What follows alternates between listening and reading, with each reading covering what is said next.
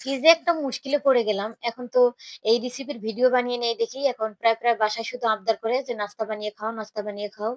এখন ভাবলাম যে কি দিয়ে নাস্তা বানিয়ে নিব? আজকে তো বাসায় কিছু নেই। এখন ফ্রিজে খুলে দেখি যে ১ টুকরো মাত্র মুরগির মাংস ছিল আর একটা আলু দিয়ে দিলাম। ভাবলাম যে এখন নাস্তাটা বানিয়ে নিব। নাস্তা বানিয়ে নিতে তো আরো অনেক কিছুর দরকার। এখন রুটির কিছু সাইডের অংশ ছিল সেটা দিয়ে আমি আজকে নাস্তাটা আপনাদের বানিয়ে দেখিয়ে দিব। অল্প উপকরণে ঝটপট আপনারা এভাবে নাস্তা বানিয়ে নিতে পারবেন। আমি কিন্তু মুরগির মাংসগুলো ২ টা কাঁটা চামচের সাহায্যে ঝুরি করে নিলাম।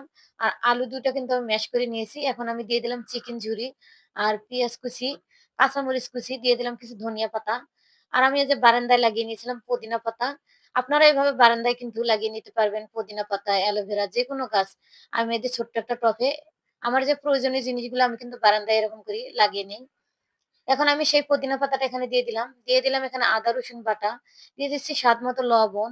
দিয়ে দিচ্ছি এখানে জিরা গুঁড়া, লাল মরিচের গুঁড়া টেস্ট অনুযায়ী, সামান্য হলুদের গুঁড়া, ধনিয়া গুঁড়া দিয়ে দিলাম ১ চা চামচ।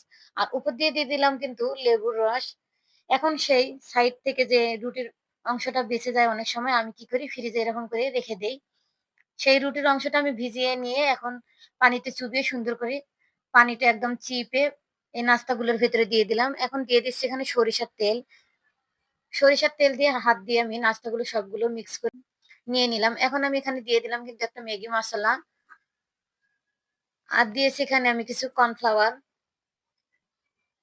এখন একটা আমি চামিচ নিয়েছি এখানে। চামিচটাতে এই যে ডাঁটাটার মধ্যে চামিচের সুন্দরভাবে একটা শেপ দিয়ে নিচ্ছি। আর এটা সরিষার তেল দিয়েছি। এই নাস্তাটা কিন্তু একটা ফ্লেভার আসতেছে অন্যরকম। আর আমি এই যে ব্রেড ক্রাম্বটা কিন্তু আমি বাসায় বানিয়ে নিয়েছি। রুটির সাইডের অংশগুলো যেগুলো বেঁচে যায়। আপনারা এভাবে বানিয়ে নিতে পারেন। নাস্তাগুলো আমার এদিকে বানিয়ে নেওয়া হয়ে গেছে। এখন আমি এখানে তেলে দিচ্ছি। চুলার আঁচটা লো রেখে আমি নাস্তাগুলো উল্টে-পাল্টে সুন্দরভাবে ভেজে নিচ্ছি। আর দেখুন কিরকম একটা বাদামি কালার এসেছে কিন্তু।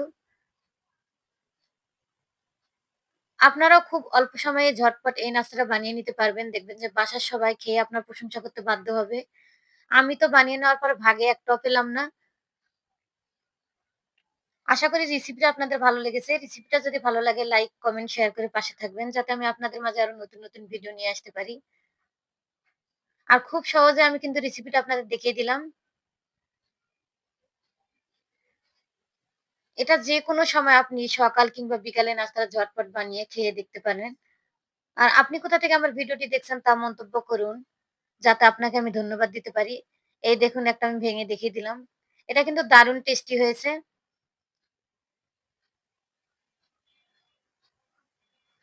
সবাই ভালো থাকবেন, সুস্থ থাকবেন। আবারও কোনো নেক্সট রেসিপি নিয়ে আপনাদের সাথে কথা হবে। আজকের মতো এই পর্যন্তই। আল্লাহ হাফেজ।